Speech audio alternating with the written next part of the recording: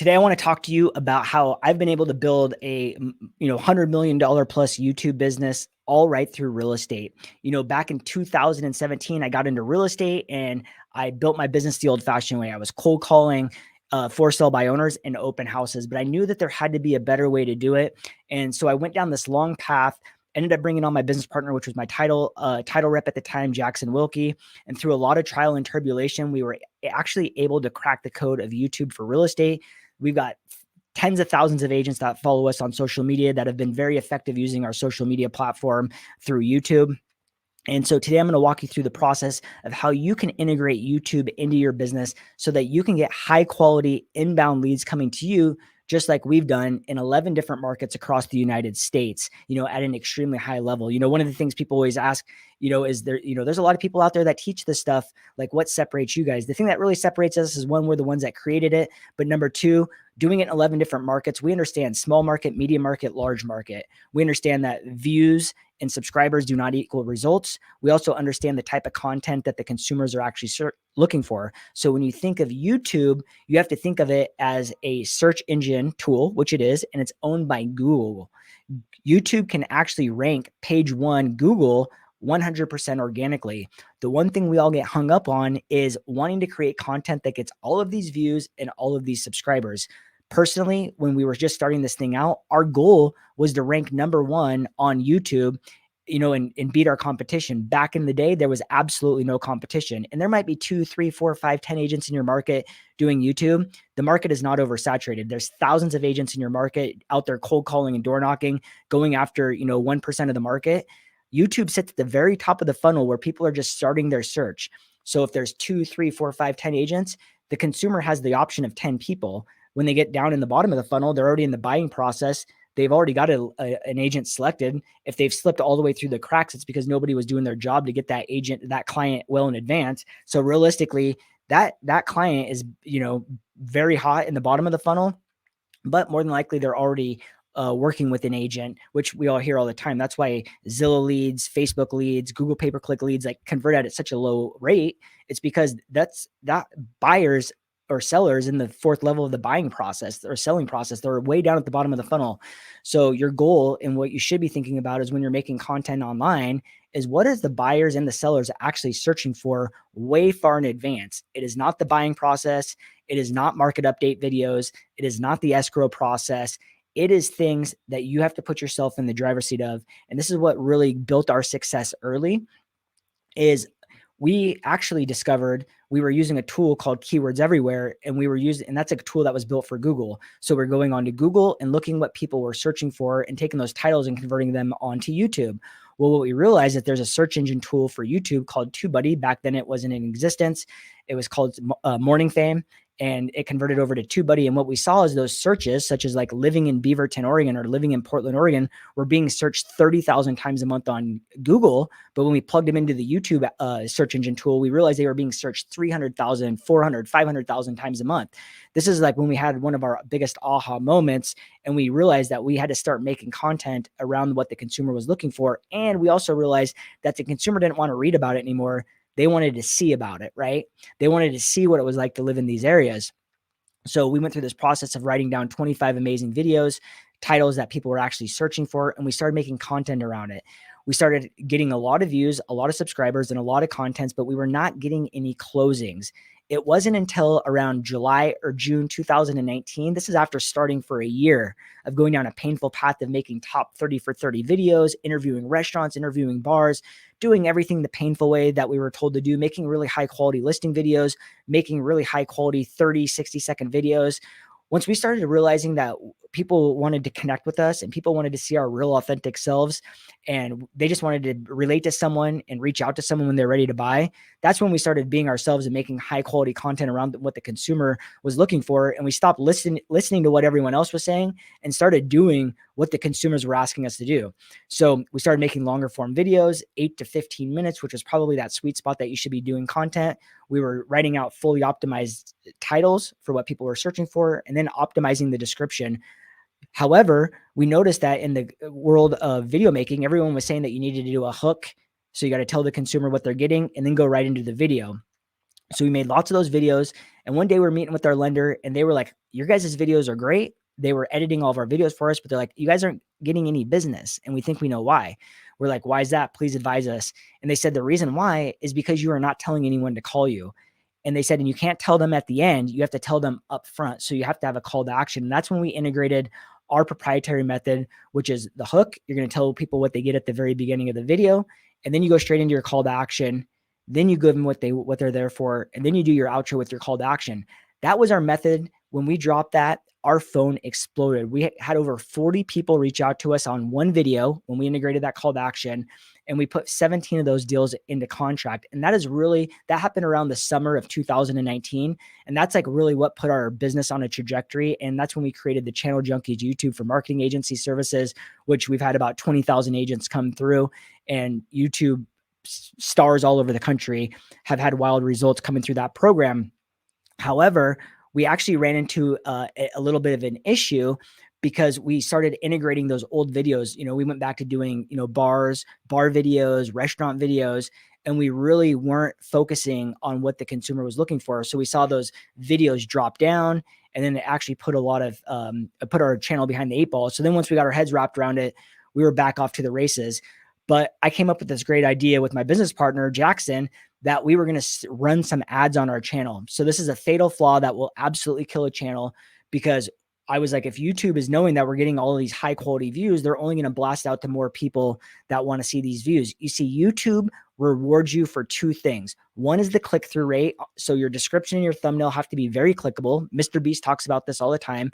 And 2, your content needs to hold their attention through the duration of the video. Just like this video, if you've made it this far, you've been watching the video for probably 5-6 minutes, and we're hoping that you stay all the way to the end, which is where I'm going to get you the best information that can help put your business on a path forward. You see, I just gave you a micro hook there to keep you engaged with the video. So our goal is to keep you, 1, clicking on the video, but 2, staying on the video longer. The longer, the better. Those are really the 2 main things.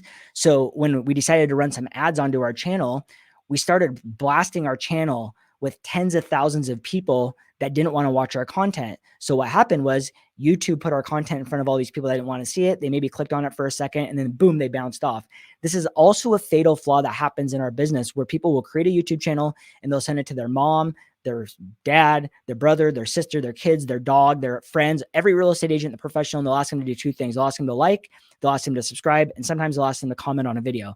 So what happens is you feed this content out to people, they'll like, they'll subscribe, they'll maybe watch one video, they'll watch 1 second of the video, and they'll bounce off. So you just now created a horrible average view duration and fed the YouTube algorithm very bad information. So this is what the ads did. And it took all of our videos, which we ranked like in the top 20 for every keyword in our market. And I went to go search one day, and I typed in living in Portland, Oregon. You can do it right now on your own search tab on YouTube. Our channel has been going so long, this isn't going to affect anything, but type in living in Portland, Oregon, and not one of our videos was there anymore. So I called my business partner. I'm like, what happened to all of our videos? He's like, well, I ran those YouTube ads like you suggested. And like I said, we pulled up the video that it was linked to, and it had done exactly what he told me it was going to do. And I told him, stop the ads right now. So it was very, very bad for our channel. This is also what's happening with YouTube Shorts. Everyone in the industry comes out and tells everyone they need to start doing YouTube Shorts because it's the hottest, latest, and greatest thing, and everyone's in an uproar about it. But the one thing you have to understand is YouTube Shorts was designed for entertainment. YouTube long form was built for information. The YouTube algorithm, this comes from YouTube, not me. This was at VidFest Global, from the guy that created the algorithm at YouTube, said that the YouTube algorithm was designed for long form, and they did not know what they were doing when they integrated short form. So what they said is, when you do short form content, if somebody discovers your channel through short form content, even if you have long form content on it, it will never serve up the long form content to them. So also, if somebody views 200 short form videos, they will never be served up long form content either. This is why you see the big YouTubers such as Mr. Beast, Joe Rogan, Patrick Bet-David, Valuetainment, the list goes on. They all keep their channels separate because it's 2 wildly different audiences. YouTube Shorts algorithm is different than the YouTube long form algorithm. However, it also has 2 different audiences. We have tested multiple different channels where we built a channel that was mixed between long form and short form. The short form did amazingly well. The long form was completely tanked. We did channels where we integrated short form into our long form content, and it completely killed our long form content. We did short form standalone videos, platforms, and our short form content did very, very well. It never affected the short form videos. It only affected the long form videos.